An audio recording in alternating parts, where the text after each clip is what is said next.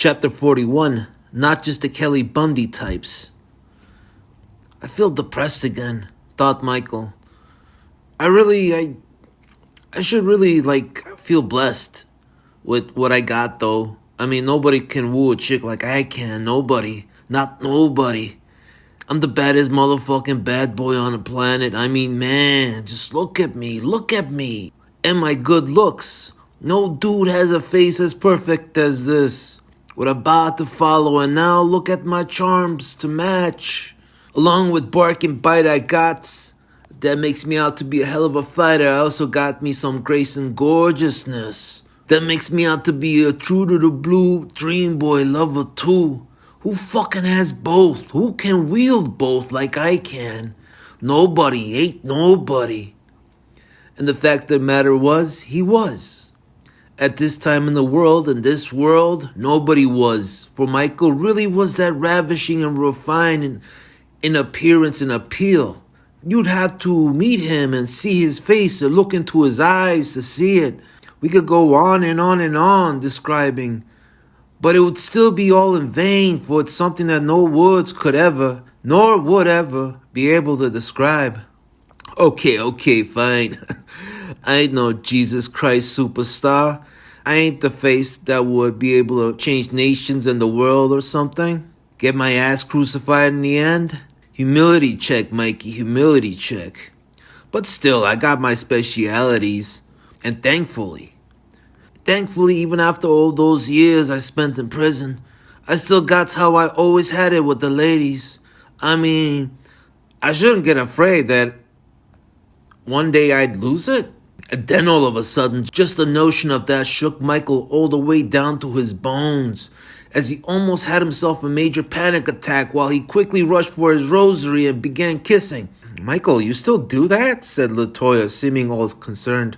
Shut up! Shut the fuck up, LaToya! Fuck! Shit! Don't get with the hate again. But luckily, the trick still did its job, as the panic attack was avoided. Michael now began centering on why this was the way it was. If I lose that, it would be me losing my only true connection I have with this world. The one only true means of communicating I still got with other people, and I don't want to lose it. I'm as territorial as a motherfucker right now, since I spent so much time alone in isolation at the studio dump I just came out of. So except for my special outings, that's how I am right now in my life. Every time I'm around other people for too long, I get territorial as fuck and feel like attacking them for no good reason. How is this different from how you've always been? No, I know that, but I could possibly get worse. Even with all the fighting I've been doing, I was still getting into fights with another macho asshole like myself who are just asking for it. I mean, I could get worse. Really, really, really fucking worse. And start attacking the innocent, women and children even. And that shit, that now really fucking scares me. Scares me the shit out of me. Like I might eventually turn and go full ender mode and go completely psycho and... No. Don't go there. Do not go there. Don't. Not that fucking place. Please. Think of something, Michael. Think of something now. A story or a joke. Change the mood. I still got it, though. And not just with the Kelly Bundy types. All those bad chicks with the slutty power dresses covered with tons and tons of crosses, who are just begging, like they on their knees. Please, daddy, please, for some alpha cock like me to come along and show them a good time. Thought Michael and grinned something mean and maniacal then. Then imagined himself checking himself out as he blew himself a kiss. Damn, is the fucking so good when I can make those chicks beg for my goods that badly. Those Kelly Bundy streetwise bitchin' beauties. Damn, fucking damn. And with that, Michael's constant full-on hard-on got even bigger. You know, fuck that one song, that Danzig's Mother. That shit's too dark. I And I ain't dark. I don't have a really fucked up. My theme song should be. You know what? No, fuck that. My theme song should be. Wait up. My theme song should be "Come On Feel the Noise" by Quiet Riot. Wait, let me reevaluate that for a moment to see if it be true. And then Michael began playing the song in his head, then smiled. Since it was a song about getting rocked by vicious hot mamas who love to get wet, getting themselves with a real stud like Michael, and now Michael discovered he liked the song a lot. Yeah, that fucking song. That should be my theme song. There. Why is that song so awesome? Those glam metal bands have yet to make a song that awesome. Why is that? Oh yeah, it's originally a 70s song by Slade. That explains it. Michael then paused, trying to remember how the original was different compared to the Quiet Riot version, but couldn't. Fuck it. Thought Michael, as a different story began playing in his head. Also recently at a bar, I decided to pick up the other type, not just the Kelly Bundy types, but the ones I'm not so much used to. The super shy, introverted types. I mean, the problem with those girls is that awkward shit they got. It can be infectious. And as much as I might want to talk to them, I turn into tomboy around them and find myself in loss of words and vibes and body language. It's ironic a bit how I'm more comfortable around the bold and emasculating lot, and I mess around the ones they ain't that way. But that's the thing about awkwardness. It's just a sign you're ignorant about something. And if you want to overcome it, you have to learn to grow. You have to learn to deal with the types you ain't used to. So I saw this quaint and pretty blonde chick with a button nose and chubby cheekbones, but a real flat-chested girl with hardly any butt. But as I've mentioned earlier, big tits and ass don't matter to me that much. Like they do with the Kelly Bundy, fine, with those chicks it does, but that's just their beauty. But with this chick I'm bringing up now, that I met at a bar, I found myself loving the qualities she had that were uniquely her own. I mean, it is possible to find attraction with someone that isn't all bombshell, And sometimes the qualities they got can be leagues better when you find them playing the same game you'd rather be. Michael found himself thinking about her again, then sighed and accepted it. Anyways, with this chick, the little she had did something weird to me that made me want to give all my love and attention to the little she had. Wanted to see how excited she'd get when I started sucking on her, kissing her. And I love kissing a woman's ass, too. I don't know why, but I can do it for hours on end. Well, that is, if they allowed me to. If she didn't get too bored as I worked my way to a diamond window. Used to do that with... But anyways, this girl was all into that new wave crap. Dressed in a pink shoulderless blouse with blue bra straps, a pair of black and pink striped tights, along with blue leg warmers and blue heels. And on her arms, she had tons and tons and tons of plastic bracelets on. She had a giant hooped earrings on her ears, all plastic in every color imaginable. She looked like she had had some 8-year-old kid barf up all over her after trying to consume an entire box of Crayolas earlier. So fucking colorful and MTV savvy, too. She was looking like the type of girl a flock of seagulls would be circling everywhere she went. I mean, I know that cable TV channel has now become the nationwide standard for young America of how to walk and talk, look and dress, but come on. Have some originality. And she was so totally out of place at that bar, too, considering she was at a biker bar with motorheads who all looked like they'd want to chain her up to the front of their choppers as a hood ornament. I mean, she looked scared as fuck, too, in there. What the hell was she doing? A nice girl like her in a mean place like that. Anyways, I kind of felt protective of her considering all that, so I sat next to her and smiled. She smiled back, but then instantly shied away since she was, as I mentioned earlier, the super shy and sensitive type. At this point, I felt awkward as shit. This girl was too much of a delicate flower for these rough and tough hands. And I knew it, and she knew it too. Both of us had gotten that sense of each other instantly. And then I found myself sitting there for far too long, and she started staring at me, all concerned like with her peripheral vision. Shit. I then felt best getting up and leaving. I mean, she looked like she probably thought I was also looking for a hood ornament, and which I sort of was, I'll admit, on the end of my. But she liked that though. Anyways, I wasn't used to this. I'm too dastardly and dirty minded, and I deal with chicks that like it like that. This was definitely not the type of girl that would buy that "I want to eat your pussy" line, even if she did like it herself. Or would she? But anyways, after getting a feel of her, I knew then I had to do something super cheesy to win her over. Before she left and left me feeling a little too awkward to continue looking for someone else, I knew I had to do something super cheesy that she would definitely like. So first, I did what I always do. I got stupid. Really, really fucking stupid. Then turned towards her, smiled again, as she did the opposite and looked ready to leave. And then I started singing. I feel fine and I feel good. I'm feeling like I never should. Whenever I get this way, I just don't know what to say. Can't we be ourselves like we were yesterday? I'm not sure what this could mean.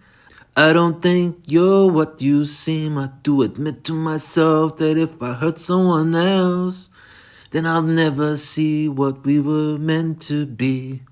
Every time I see you falling, I got so fucking cheesy, I started singing Bizarre Love Triangle by New Order. And thankfully, it worked. It worked. And also, thankfully, I can hold a tune sometimes and have a pretty sweet singing voice sometimes. Because if I didn't, that might have turned out disastrous. But sure enough, it worked. And I had her chattering a mile a minute at me in that Southern California Valley Girl accent, even though she said she was originally from Ohio. Saying totally this and totally that, talking about this band and that band, I don't know what the fuck else, since I had chosen to bring up music.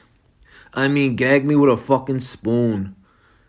Then Punky Brewster Dad took me to her college dorm where a bunch of her Punky Brewster roommates and friends were having some sort of slumber party or something. Oh, and I thought she was a Crayola mess. With them all and their interior decorating skills and all those posters, I felt like I was reading rainbows in there. I mean, how many posters of the Corey brothers do you need on your walls? Damn. Of course, being college girls, there was no pillow fights and talks about schoolboy crushes going on. There were no Masha Brady's. They were all getting drunk, playing spin the bottle amongst themselves and watching The Wraith on VHS. And to break the ice, since they were also initially intimidated by my other side of the train track presence, the girl I came with, what was her name? Michael was just about to erupt into fits of rage. But then, Cindy. Yeah, Cindy. Pretty little Cindy Wallace. And I remember the last name too. Yeah. But anyway, she got me to sing for them too. But since I'm mostly into Led Zeppelin and all that 70s rock, the only other new songs I knew most of the lyrics were to that Uh-huh song, that Mr. song, and that Tears for Fears song.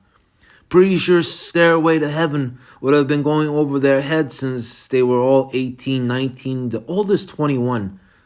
That 21-year-old was probably just there as a booze runner. She was even more awkward than the rest, and the rest didn't seem to like her much, frowned a lot, and reminded me of my sister.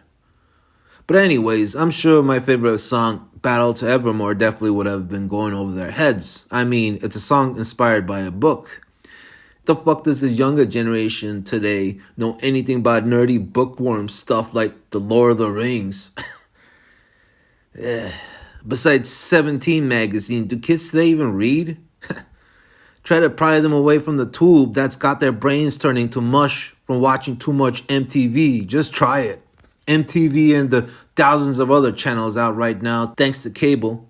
1,000 fucking channels with nothing ever any good that's on. Michael then felt a little sad there, but only a little. But the singing worked. It was enough to get them all stirring too. Also, good thing I look younger than I do.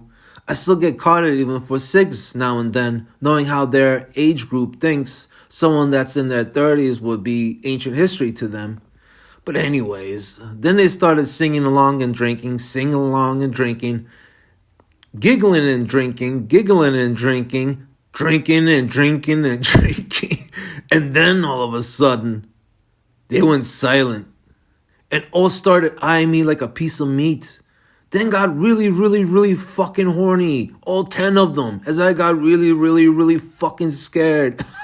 I mean, there was like fucking 10 of them. And it looked like they probably took me for one of those Fonzie types that never gave them an ounce of attention in high school since they were all a bunch of Jonies. Yeah, I can see why they were sitting around watching the Wraith. Probably took me for Charlie Sheen from that movie, which got them even more excited.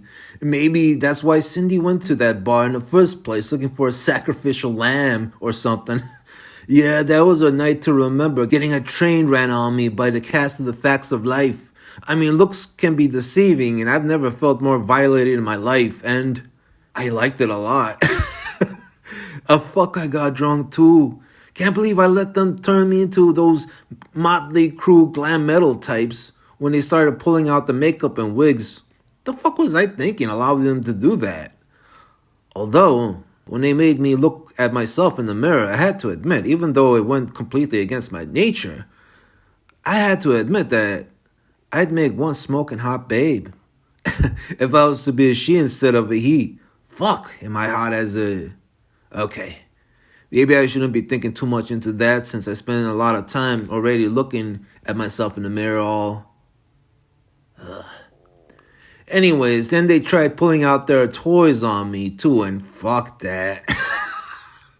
I wasn't going anywhere near that shit. As for the next morning, after crawling out of that pile of women, I had to take a shower. I had to. And I had to spend 20 minutes scrubbing my genitals and that entire region to get all the lipstick and makeup and glitter off. Funny how that one girl spread lipstick on the tip and asked if Pac-Man, now Miss Pac-Man, would like to give her a kiss. And I thought I have a filthy mind. Yeah, hell of a night. And even still to this day, I keep coming up with glitter every time I look. Since it's so hard to get that shit off, sometimes in weird places. 2 days ago, I found some in my belly button. But still, it was worth it. So fucking worth it. And thinking about all that, Michael felt better again. Michael, is that glitter behind your ears? Asked Latoya. Fucking A. Thought Michael as he rushed his finger up and scraped it off. And then after about a minute had passed, as he came up to a red light, he then went back to that one notion he just couldn't resist entertaining another second of in his head. If I was born a she instead of a he, wondering how things would have turned out. And I know I would be hot as fuck too. Hotter than most chicks I've ever come across. Even that Isabella girl, and she was a supermodel. Also, a part of me thinks and it's scary enough, a big part, really. Fuck. But then again, since I'm such a man whore, allowing trains to be ran on me, I'd be... Wait. Oh. Yeah, I would have to be a lesbian then. I left that at that.